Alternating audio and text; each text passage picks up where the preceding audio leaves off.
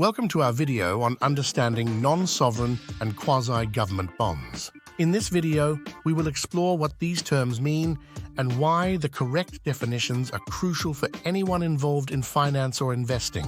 Let's start with a summary. Non-sovereign bonds are issued by local government authorities. Quasi-government bonds are issued by agencies that are owned or sponsored by governments.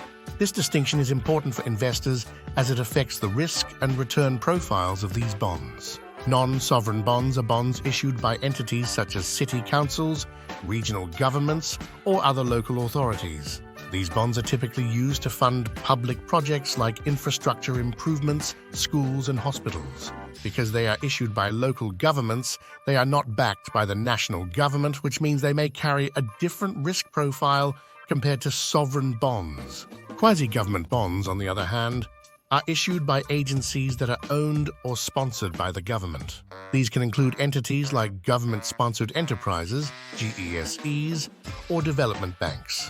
These bonds often have a level of government backing or support, which can make them more attractive to investors looking for a balance between risk and security. Now let's delve into why the correct answer is the best description. Non-sovereign bonds being issued by local government authorities is accurate because these bonds are directly linked to the fiscal health and governance of local entities. They are distinct from sovereign bonds, which are issued by national governments and carry the full faith and credit of the country.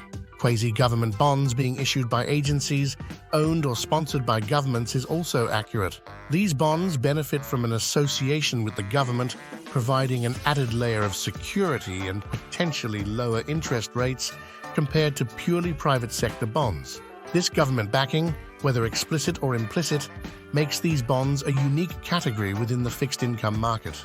Let's address why the other statements are not correct. The first statement suggests that non-sovereign bonds are issued by agencies owned or sponsored by governments, and that quasi-government bonds are issued by local government authorities. This is incorrect because it reverses the actual definitions. Non-sovereign bonds are specifically tied to local governments, not government-sponsored agencies. Similarly, quasi-government bonds are issued by entities that have some level of government support or ownership, not by local government authorities. The second statement claims that non-sovereign bonds are issued by companies and quasi-government bonds are issued by supranational organizations.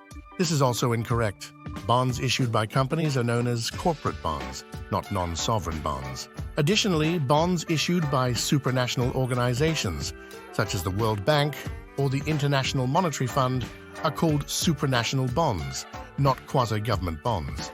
Understanding these distinctions is crucial for making informed investment decisions. Knowing who issues a bond and the level of government backing it has can significantly impact its risk, return, and overall place in a diversified portfolio. Thank you for watching our video on non-sovereign and quasi-government bonds.